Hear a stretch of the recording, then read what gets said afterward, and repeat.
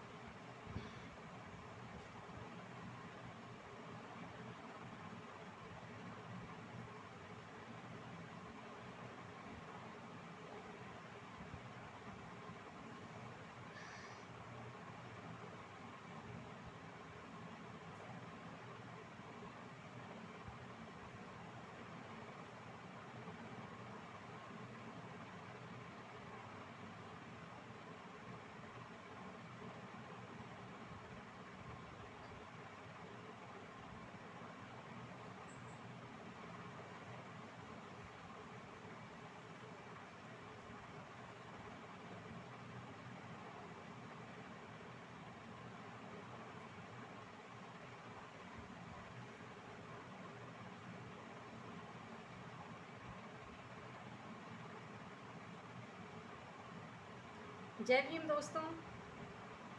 जय भीम, जय संविधान, जय लोकतंत्र, जय भारत। मैं आपकी दोस्त संध्या मैम। आज मैं पढ़ूंगी कॉन्स्टिट्यूशंस आर्टिकल 311। 311 आर्टिकल क्या कहता है उसके बारे में आज मैं बताऊंगी। 311 आर्टिकल कहता है या बताता है संघ या राज्य के अधीन सिविल हैसियत में नियोजित व्यक्तियों का पदच्युत किया जाना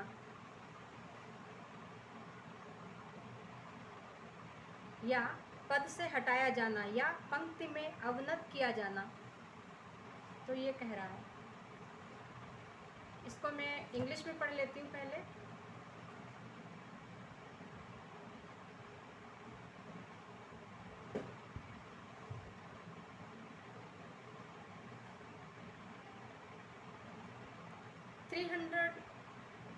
Constitution's Article 311 says about dismissal.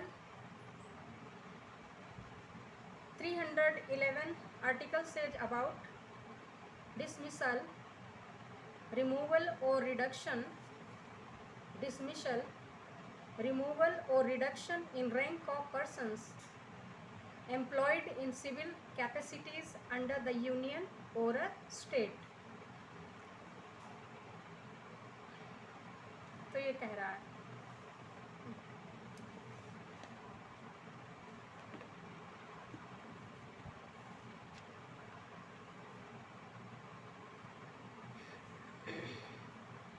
(311) article says about dismissal, removal or reduction in rank of persons employed in civil capacities under the union or a state. Number 1, no person who is a member of a civil service of the union or an all India service or a civil service of a state or holds a civil post under the union or a state shall be dismissed or removed by any authority subordinate to that by which he was appointed. Number 2, no such person as aforesaid shall be dismissed or removed or reduced in rank except after an inquiry in which he has been informed of the charges against him and given a reasonable opportunity of being heard in respect of those charges.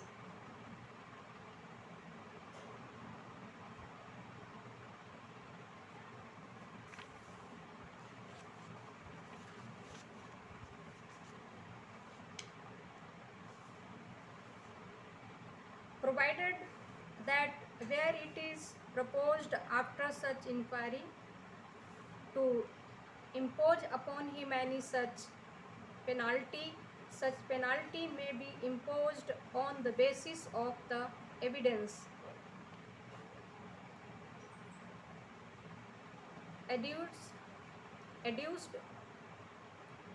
during such inquiry, and it shall not be necessary to give such person any opportunity of making representation on the penalty proposed, provided further that this clause shall not apply first, provided further that this clause shall not apply. Number A, where a person is dismissed or removed or reduced in rank on the ground of conduct which has led to his conviction on a criminal charge, or number B, where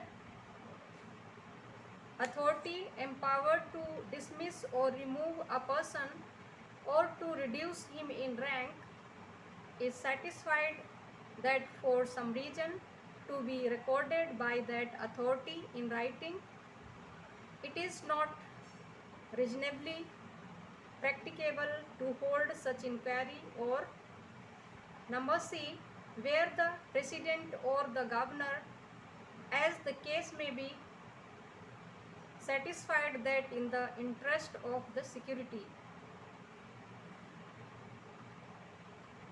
of the state it is not expedient to hold such inquiry. Number third,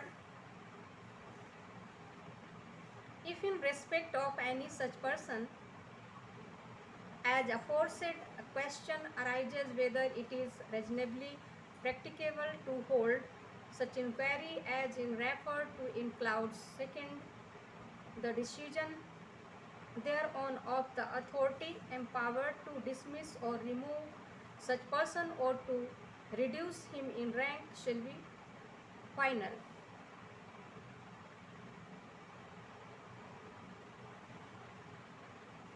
अब मैं इसको हिंदी में पढ़ लेती हूँ। अनुच्छेद, संविधान का अनुच्छेद 311 क्या कहता है इसके बारे में?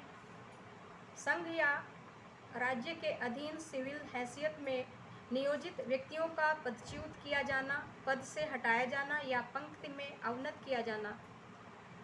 नंबर 1, किसी व्यक्ति को जो संघ की सिविल सेवा या अखिल भारतीय सेवा या राज्य की सिविल सेवा का सदस्य है अथवा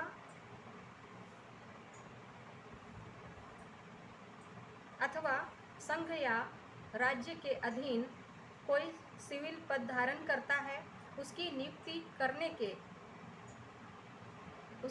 करने वाले प्राधिकारी के अधीनस्थ किसी भी प्राधिकारी द्वारा पदच्युत नहीं किया जाएगा या पद से नहीं हटाया जाएगा। नंबर 2,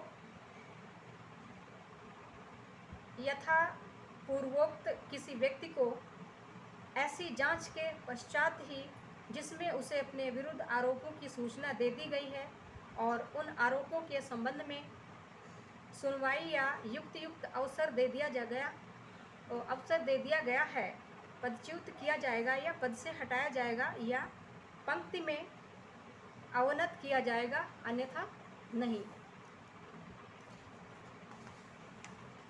परंतु जहां ऐसी जांच के पश्चात उस पर ऐसी कोई शास्ति अधिरोपित करने की प्रस्थापना है, वहां ऐसी शास्ति ऐसी जांच के दौरान दिए गए साक्ष्यों के आधार पर अधिरोपित की जा सकेगी। ऐसे व्यक्ति को प्रस्थापित शास्ति के विषय में अभ्यावेदन करने का अवसर देना आवश्यक नहीं होगा, परंतु ये खंड वहाँ लागू नहीं होगा।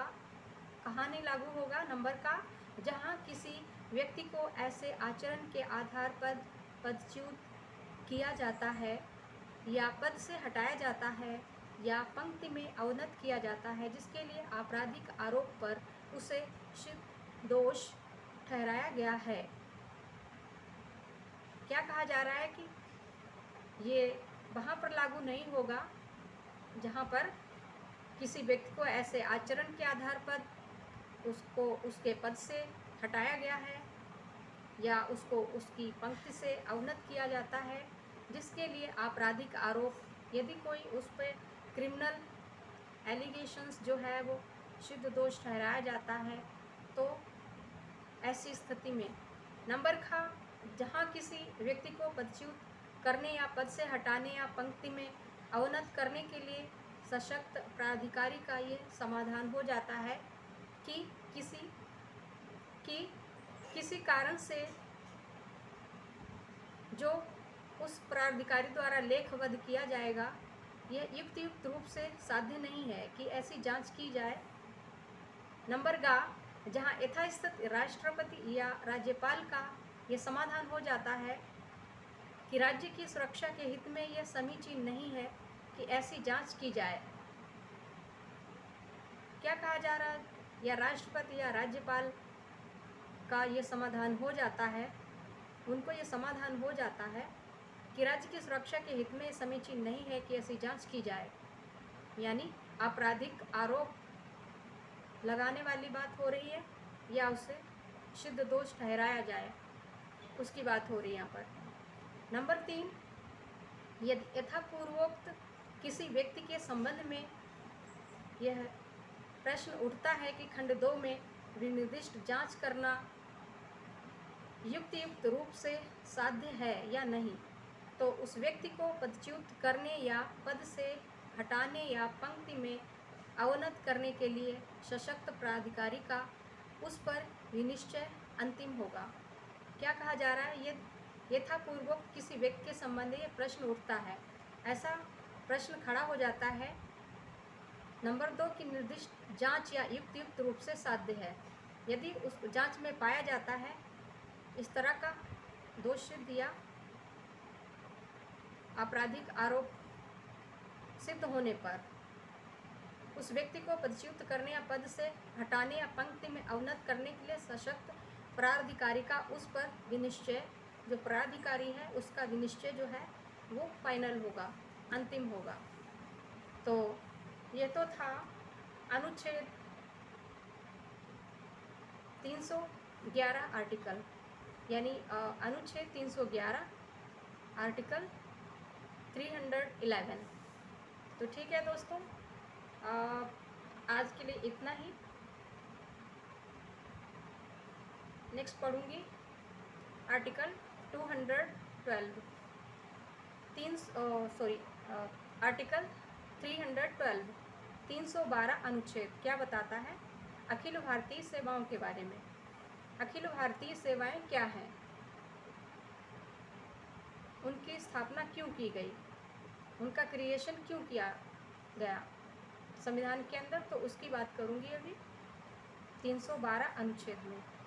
तो ठीक है दोस्तों, तब तक के लिए जय भीम, जय संविधान, जय लोकतंत्र, जय भारत। हाँ, मेरे चैनल को सब्सक्राइब करें, like, share and comment please.